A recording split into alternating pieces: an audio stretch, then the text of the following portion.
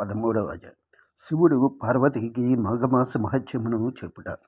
వశిష్ఠుల వారు మార్కండేయుని వృత్తాంతమును శివలింగాకర వృత్తాంతమును వివరించిన తర్వాత ఇంకను వినవలనని కుతూహలుడైన దిలీపుడు మరలా ఇట్లు ప్రశ్నించెను. మహాముని, మాఘమాస మహత్యమును ఇంకను వినవలనని కోరిక ఉదయించుచున్నది గాన సెలవిండని ప్రార్థించగా వశిష్ఠుడు ఇట్లు చెప్పసాగెను. మున్ను పార్వతీదేవికి శివుడును నారదునకు బ్రహ్మయు మాఘమాస మహత్యమును గూర్చి చెప్పి ఉన్నారు గాన శివుడు పార్వతికి చెప్పిన విధానమును వివరించేదను వినుము. ఒకనాడు పరమశివుడు గణాది సేవితుడైంది నానారత్న విభూషుండు అగు కైలాస పర్వతమునందలి మందార వృక్ష సమీపమున ఏకాంతముగా కూర్చొని ఉన్న సమయమున జగజ్జని అగు పార్వతీదేవి వచ్చి భర్త పాదములకు నమస్కరించి, స్వామి, మీ వలన అనేక పుణ్య విషయములు తెలుసుకుంటుంది, కానీ ప్రయాగ క్షేత్ర మహత్యమును మాఘమాస మహత్యమును వినవలనని కోరిక ఉన్నది గాన ఈ ఏకాంత సమయమునందు క్షేత్ర మహిమలను వివరింప ప్రార్థించుచున్నదానని వేడుకొనగా పార్వతీ పతియోగు శంకరుడు మందహాసముతో నిట్లు వివరించెను. దేవి, నీ ఇష్టమును తప్పక నెరవేర్చెదను, శ్రద్ధగా వినుము. సూర్యుడు మకర రాశి యందు ఉండగా మాఘమాసమునందు ప్రాతకాలమున ఏ మనుజుడు నదిలో స్నానము చేయునో అతడు సకల పాతకముల నుండి విముక్తుడైగాక జన్మాంతముల యందు మోక్షమును పొందును. అటులని మాఘమాసంలో సూర్యుడు మకర రాశి యందు ఉండగా ప్రయాగ క్షేత్రమునందే నతడు స్నానమాచరించునో అతనికి వైకుంఠ ప్రాప్తి కలుగును. ఇంతియేగాదు, జీవనది ఉన్నను లేకున్నను కడకు గోపాదము ఉన్నంత నీరు ఉన్న చోట గాని తాటకమునందు గాని మాఘమాసములో ప్రాతకాలమున స్నానము గొప్ప ఫలమునిచ్చుటయేగాక పాప సమస్తములను విడిచిపోవును. రెండవ రోజు స్నానము చేసిన విష్ణులోకమునకు పోవును. మూడవ నాటి స్నానము వలన విష్ణు దర్శనం కలుగును. మాఘమాసమునందు ప్రయాగ క్షేత్రమునందు గల గంగా నదిలో స్నానమాచరించిన ఎడల ఏ మనుజునకు మరో జన్మ అనున్నది ఉండదు. దేవి, మాఘమాస స్నాన ఫలము ఇంతింతి అని చెప్పజాలము.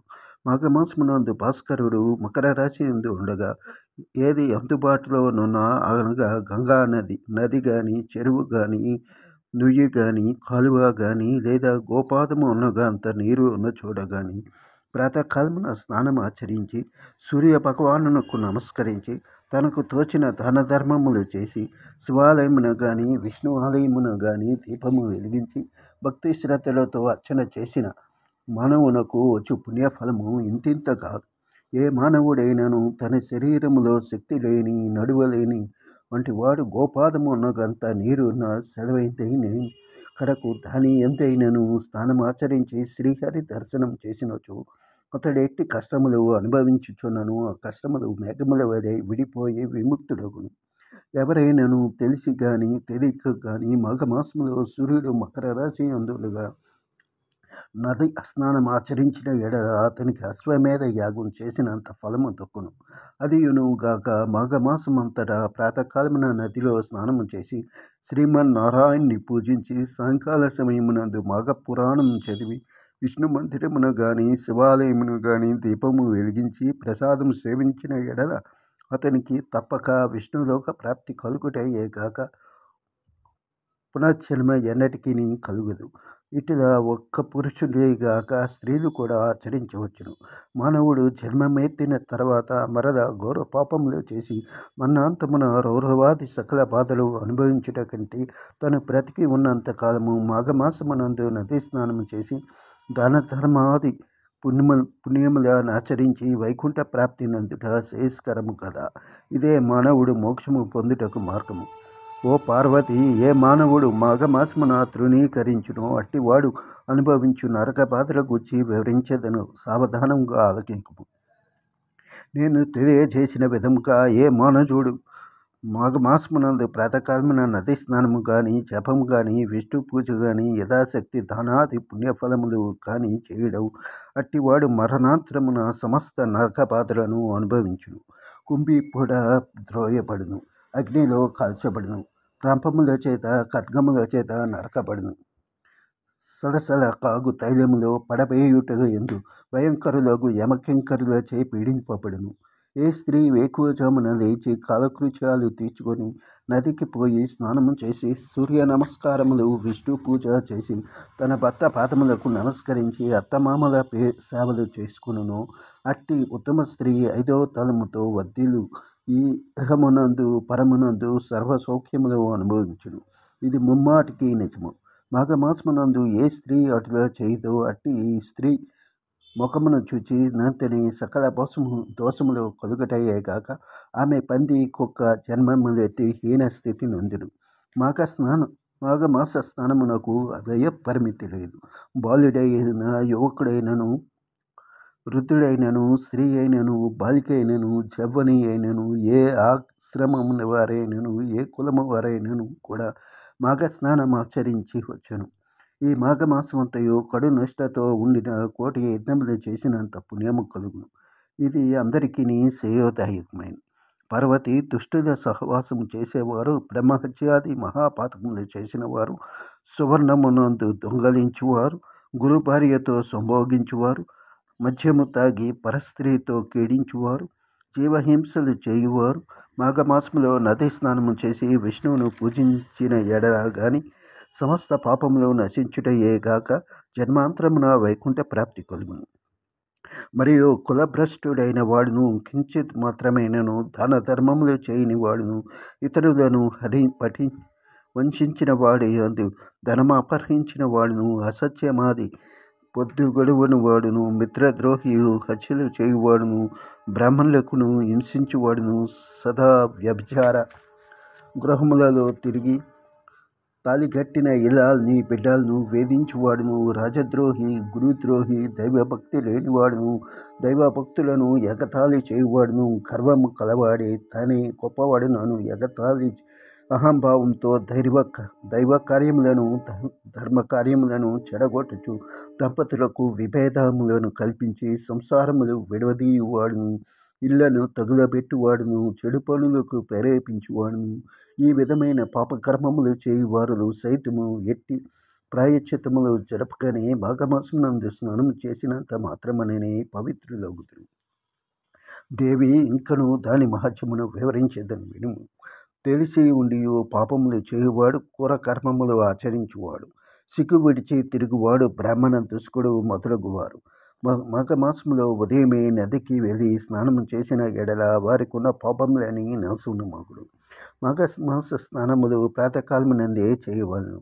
అలాగన చేసినచో సత్ఫలితము కలుగును.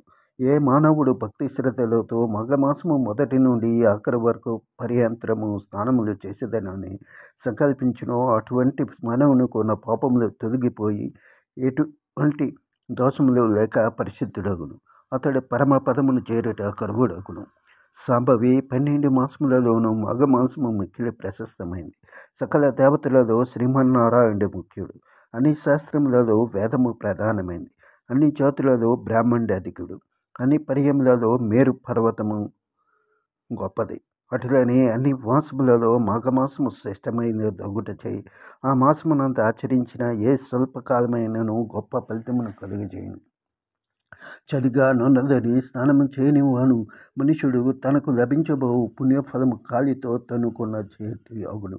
వృద్ధులు జబ్బుగా ఉన్నవారు చలిలో నీళ్లతో స్నానము చేయలేరు కాని అట్టి వారికి ఎండు కట్టెలు తెచ్చి అట్టి రాజవేసి వారిని చలిగా నుంచి తర్వాత స్నానం చేయించిన ఎడల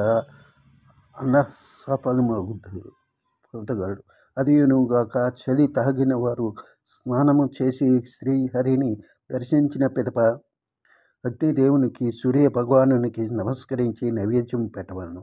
మాఘమాసంలో శుచి ఒక వేద బ్రాహ్మణునకు వస్త్రదానము చేసిన ఎడల మంచి ఫలితము కలుగును.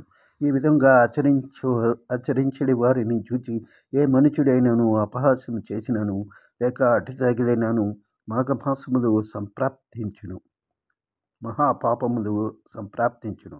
మాఘమాసము ప్రారంభము కాగానే వృద్ధులకు తండ్రిని తల్లిని తన భార్యను లేక కుటుంబ సభ్యులందరినీ మాఘమాస స్నానం ఆచరించినట్లు ఏ మానవుడు చేయును అతనికి మాఘమాస ఫలితము తప్పక కలుగును. ఆ విధంగానే బ్రాహ్మణుని కానీ వైశ్యుని కానీ క్షత్రియుని కానీ శూద్రుని కానీ మాఘమాస స్నానము చేయమని చెప్పిన ఎడల వారు పుణ్యలోకములకు పోవుటకే అడ్డంకులను ఉండవు. మాఘమాస స్నానములు చేసిన వారిని గాని లేక వారిని ప్రోత్సహించు వారులను గాని చూచి ఆక్షేపించి పరిహాసములాడు వారికి ఘోర నరక బాధలు కలుగుటయే గాక ఆయా క్షణము వంశక్షీణము కలిగి దరిద్రులగుదురు.